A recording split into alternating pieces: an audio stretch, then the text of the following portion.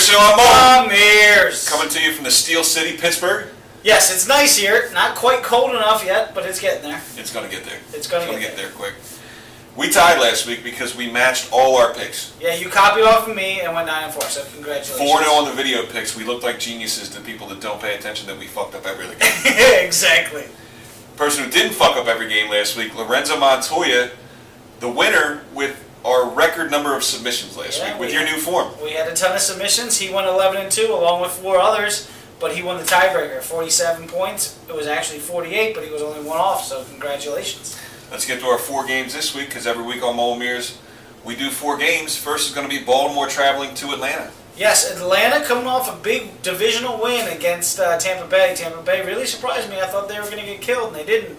They hung tough. Baltimore beat Miami at home. Miami was the best road team this year, being undefeated. In this game, I still think the AFC is stronger than the NFC. I think Baltimore is a stronger team than Atlanta. I like Baltimore to go into Atlanta and win the game. I like Baltimore to go into Atlanta and win the game. Atlanta, they appear to be one of the best teams. They have the best record in the NFC, but they just haven't had that shutdown game where you expect them to win and they just go out and do it. Last week was a big win for them, but it wasn't one of those wins where they dominated and showed me anything as far as that. So Baltimore, I still think is one of the best teams in the AFC, and obviously one of the best teams in the league. I'm going to pick them to win. Jets at Cleveland. Cleveland looking like world beaters. They beat both of my Super Bowl picks. Destroyed New England and destroyed New Orleans. They're not in our top 5 power rankings, nor are they honorable mention, but I find it hard to believe that they're not the best team in the NFL right now, the way they're playing. Peyton Hillis running the ball like a madman, like a man possessed. Jets going into Cleveland. Jets have looked woefully pitiful in the last two weeks, almost losing to Detroit, having to overcome a 10-point deficit in the fourth quarter to win that game. I like Cleveland to pull another upset at home to take down the Jets in the dog pound. Jets win. Okay, 2 words that end LOI consecutively. Woefully pitiful. The Jets won last week. They're 6-2, and Cleveland is 3-5. So how they could be the best team in the NFL? Put a white guy at running back, and every white guy in the world is like, "Look at this greatest team ever." Not the case. Back to earth this week. Jets win. New England coming here to Pittsburgh for the Sunday night game. 6-2, 6-2. Yeah, this is the home field advantage game in theory. Yeah, exactly. People are thinking that this could be the AFC Conference Final preview game.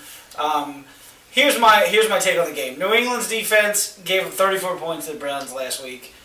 Pittsburgh defense, one of the best in the league, if not the best. Offense is about equal, especially now that New England doesn't have Randy Moss. So with that said, give me Pittsburgh at home.